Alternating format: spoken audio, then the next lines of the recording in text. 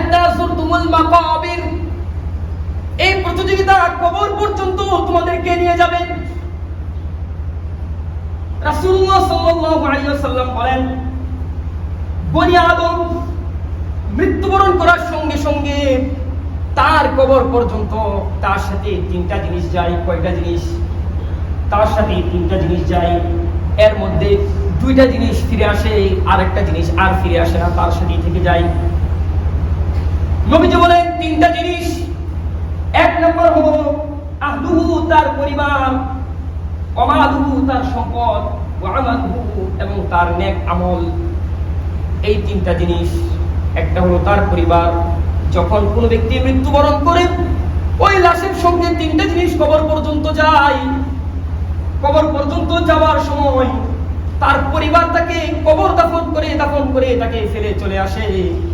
তার দুনিয়ার মধ্যে এত কষ্ট করে যে সম্পদ অর্জন করেছে, সমস্ত সম্পদগুলো তার বাড়িতে রয়ে যায়। শুধুমাত্র তার 60 বছর, 70 বছর, 25 বছর, 30 বছর সে যে হায়াত পেয়েছে, এই হায়াতের মধ্যে যে নেক আমল করেছে, ওই নেক আমলটাই তার কবরের মধ্যে যায়। সম্মানিত মুসলিম কেরাম, আল্লাহ তাআলা আমাদেরকে বুঝার তৌফিক দান করুন।